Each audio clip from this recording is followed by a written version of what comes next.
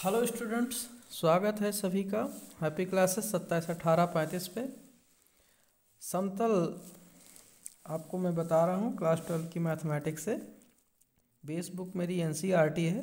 Means अगर आपके पास NCERT book हो या किसी अन्य पब्लिकेशन की बुक हो तो यूपी बोर्ड में जितना आपके सिलेबस में प्रिस्क्राइब्ड है मैं उन्हीं आर्टिकलों को लेकर के A to Z पढ़ा रहा हूँ। इधर उधर के सवाल नहीं हैं। आज हमारा टॉपिक है दो समतलों के मध्य कोण कैसे ज्ञात करते हैं। तो बात जब आती है कोण की तो कोण हमेशा ये होता है, अगर रेखा से शुरू करें, जैसे आपकी रेखा ये 1 है, ये 2 है, तो इन दो रेखाओं के मध्य आपको दो प्रकार के कोण देखने को मिलेंगे। एक ये कोण बनेगा थीटा, तो ये बन जाएगा 180 माइनस थीटा। इतनी जानकारी आपको होनी चाहिए।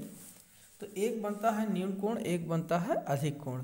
तो हमारा दो समतलों के मध्य भी इसी प्रकार का कोण बनता है, एक बनेगा न्यून कोण, एक बनेगा अधिक कोण। तो जब हम दो समतलों के मध्य कोण की बात करेंगे तो मेरा कौन सा होगा? न्यून कोण। अब प्रश्न उठता है कि दो समतलों के बीच कोण बनता कैसे है। तो इसका उत्तर बड़ा आसान है। ये मैंने पेपर लिया है, सपोज करिए ये मैंने फोल्ड कर दिया, आपके सामने आ रहा। देखिए, एक समतल ये है जहाँ पर मेरे चारों उंगलियाँ पड़ी हैं और दूसरा समतल ये है जहाँ दो उंगली मैंने लगा रखा है। अब यहाँ देखते हैं, ये फोल्ड करके लाते हैं। देखो, एक समतल ये है जहाँ मैंने 4 उंगली रखा, एक समतल ये है जिसको मैंने एक उंगली से पकड़ रखा। इस तरीके से तो जब काटते हैं दूसरे से तो एक एंगल निकल के आती है। तो यहाँ दो समतलों के बीच कोण बन रहा है। प्रश्न ये उठता है कि हम कोण ज्ञात कैसे करते हैं। तो इसकी डिफिनीशन बड़ी क्लियर है कि लिख देते हैं, दो समतलों के मध्य कोण का अर्थ है उनके अभिलंबों के मध्य कोण। अभिलंबों के मध्य कोण अर्थात आपके पास अगर दो समतल हैं, यहाँ देखो मैं फिर वही फिगर लाता हूँ। एक समतल आपका ये है जिस पर मेरी 4 उंगली है, मार्कर रखा है, और दूसरा समतल ये है। अब इसके बीच अगर हमें कोण ज्ञात करना है तो इस पर एक अभिलंब रेखा ये हो गई और इस समतल पर दूसरी अभिलंब रेखा ये हो गई। अभिलंब रेखा जो समतल पर 90 अंश का कोण बनाए, तो इन दोनों के मध्य जो कोण बनेगा वही समतल के बीच का कोण हो जाता है। तो इन्होंने परिभाषा बड़ा स्पष्ट लिखा है, दो समतलों के मध्य कोण का अर्थ है उनके मध्य, उनके अभिलंबों के मध्य कोण। तो हम मान लेते हैं, मानस समतल हमारे कौन है? Vector r dot vector n1 बराबर d1 और vector r dot vector n2 बराबर d2, जहाँ वेक्टर n1 और वेक्टर n2 क्या है?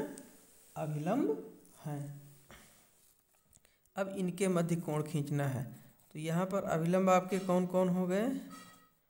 अभिलंब हो गए वेक्टर n1 और वेक्टर n2। अब याद कीजिए, आप लोगों ने एक बात पढ़ा होगा कि दो सदिशों के मध्य कोण, अगर दो सदिशों, एक हो वेक्टर ए एक हो वेक्टर बी, तो उनके मध्य कोण ए बी कास थीटा से उनके डॉट प्रोडक्ट से निकल आता है। तो कास थीटा कितना होता है? Vector A dot vector B upon A B के बराबर होता है। यानी दो सदिश अगर दिए हों तो उनके मध्य हम कोण कैसे ज्ञात कर लेते हैं? डॉट प्रोडक्ट लगा करके। तो भैया अभिलंब भी तो एक सदिश होते हैं। तो चूंकि vector n1 dot vector n2 बराबर मॉड ऑफ वेक्टर n1 और mod of vector n2 cos theta. तो यहाँ हम लिखेंगे n1 डॉट n2 और ये mod of n1 mod of n2 को हम n1 n2 कास थीटा लिख दें। तो यहाँ से जब आप कास थीटा निकालोगे तो हो जाएगा vector n1 dot vector n2 अपान n1 n2, या कास थीटा बराबर यहाँ पर mod of vector n1 dot vector n2 upon n1 n2। ऐसा होने का कारण है कि अभी मैंने कहा कि कोण हमेशा न्यून कोण होता है। अब कास थीटा का मान अगर 90 अंश से ज़्यादा आता है तो ये वैल्यू निगेटिव आएगी, और निगेटिव आएगी तो वो अधिक कोण हो जाएगा, इसलिए हम एक्सेप्ट नहीं करेंगे। तो मॉड लेने का यही अर्थ है कि हम हमेशा कोण का अर्थ न्यून कोण ही रखेंगे। अच्छा, अब बात करते हैं शर्त की। तो यदि थीटा बराबर 90 अंश हो जाए, थीटा बराबर 90 अंश यानी दोनों अभिलंब जो हैं अपने अपने समतलों पर उनके मध्य कोण 90 अंश हो जाए, तो इसका मतलब है कि vector n1 dot vector n2 बराबर 0। तो इसका अर्थ ये हो गया कि अगर दो समतल परस्पर 90 अंश का कोण बनाते हैं आपस में, तो उनके अभिलंबों का गुणनफल 0 होगा। ये लंबवत होने की शर्त हो गई। और यदि थीटा बराबर 0 अर्थात समतल क्या हो जाए, एक दूसरे के समांतर हो जाएं, एक दूसरे में चिपक जाएं आकर के, तो ऐसी दशा में कास 0 का मान यहाँ क्या होगा, 1 के बराबर होगा। और जब यह आपका बराबर है तो यहाँ पे वेक्टर n1 तथा वेक्टर n2 में जो संबंध होगा वो होगा कि वेक्टर n1 बराबर लैम्डा वेक्टर n2। याद कीजिए, दो सदिशों के समांतर होने का जो प्रतिबंध होता है वो यही है कि एक सदिश दूसरे सदिश के बराबर हो या किसी संख्या का n गुना हो, इस रूप में ये निकल के आता है। तो ये रहा आपका वेक्टर रूप में यानी सदिश रूप में दो समतलों के बीच कोण ज्ञात करने का तरीका, और ये शर्त लंबवत और समांतर होने की शर्त क्या थी। अब हम बात करेंगे कि अगर दोनों समतल कार्तीय रूप में हो तब कोण कैसे ज्ञात करते हैं। तो चलिए उस पर भी 2 मिनट लगेगा, चर्चा कर लेते हैं। कार्तीय रूप में, कार्तीय रूप, तो हम लेट कर लेते हैं कि हमारा जो समतल है वो है a1x b1y c1z plus d1 बराबर 0, a2x b2y c2z plus d2 बराबर 0। देखिए यहाँ कहीं कभी स्मॉल लेटर यूज कर लिया जाता है, कभी कैपिटल लेटर यूज कर लिया जाता है, तो ये कोई इशू नहीं है, आप रटके इसको नहीं समझ सकते।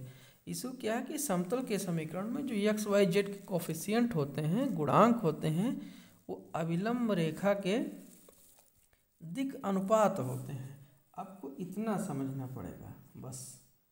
तो यहाँ पे जब हम कोण निकालेंगे कास थीटा, तो कास थीटा अभी मैंने निकाला है। यहाँ पे vector n1 dot n2 upon mod of vector n1 और मॉड ऑफ वेक्टर n2 पूरे का मॉड, मतलब दोनों के बीच कोण न्यून कोण, या हम मॉड n1 की जगह पर आप सिर्फ n1 और n2 लिख सकते हैं वेक्टर हटा करके, तब आप अंदर मॉड मत लगाइएगा। तो इसको जब कन्वर्ट करोगे n1 n2 को तो क्या मिलेगा आपको? आपको मिलेगा a1 i cap, b1 j cap और c1 k कैप डॉट, यहाँ मिलेगा आपको a2 i cap, b2 j cap और c2 k cap upon mod of, यहाँ मिलेगा मॉड है ना, तो इसका मॉड लीजिए किसी सदिश का, तो a1 स्क्वायर, b1 स्क्वायर और c1 स्क्वायर, और यहाँ हो जाएगा a2 square, b2 square, c2 square. ये मॉड लगाते रहिए।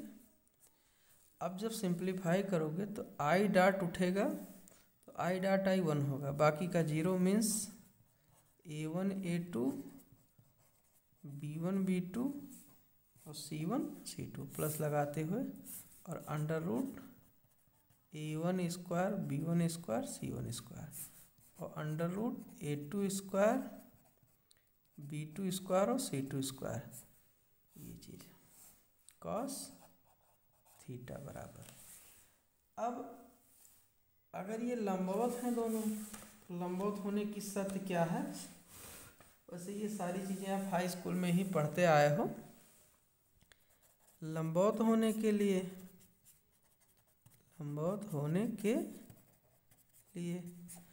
थीटा बराबर 90 अंश। अब जब 90 अंश हो गया तो यहाँ आप 0 रखोगे, तो 0 और इसका गुणा 0 हो जाएगा, मीन्स दिस a1 a2 धन b1 b2 धन c1 c2 बराबर 0। तो a1 a2 धन b1 b2 धन c1 c2 बराबर 0। तो ये लंबवत होने की शर्त हो गई। बट समांतर होने के लिए वही लैम्डा वाला कॉन्सेप्ट, समांतर होने के लिए, तो समांतर होने में हमें, अगर हम यहाँ से वेरीफाई करेंगे तो मुश्किल हो जाएगा, फिर हमें रूल लगाना पड़ता है साइन वाला। तो हम डायरेक्ट लिख देते हैं इस फार्मूले से। यहाँ अभी मान रखोगे तो किसी संख्या के बराबर, n1 बराबर लैम्डा n2 अभी मैंने लिखा था। तो कंपेयर जब करोगे तो रेशियो किसी संख्या के बराबर जाएगा, और सीधे सीधे आपके लिए क्या हो जाएगा, a1 upon a2 equal to b1 upon b2 equal to c1 upon c2। या अगर आपको समझ में नहीं आ रहा है तो कमेंट करिएगा, और इसका हम फिर से वेरिफिकेशन दे देंगे कि समांतर होने में आ कैसे गए हैं। तो उम्मीद है समझ में बात आ रही होगी। और अब हम जो अगला आर्टिकल होगा, आर्टिकल नहीं बल्कि इसी टॉपिक पे दो समतलों के मध्य कोण से संबंधित हम कुछ क्वेश्चंस लेंगे। और एक आर्टिकल बची है हमारे पास, समतल से दिए गए बिंदु की दूरी, यानी किसी बिंदु और समतल के बीच की दूरी और रेखा और समतल के बीच का कोण। और दो आर्टिकल इसमें और बच रही हैं, उसके बाद में थ्योरेटिकल पोर्शन समाप्त हो जाएगा। फिर इसका हम A to Z आपको क्वेश्चन दे देंगे, और इस तरीके से आपका ये समतल वाला पोर्शन समाप्ति की ओर चल रहा है। उम्मीद है आप लोग तैयारी कर रहे होंगे, खूब धूमधाम से मेहनत करते रहिए।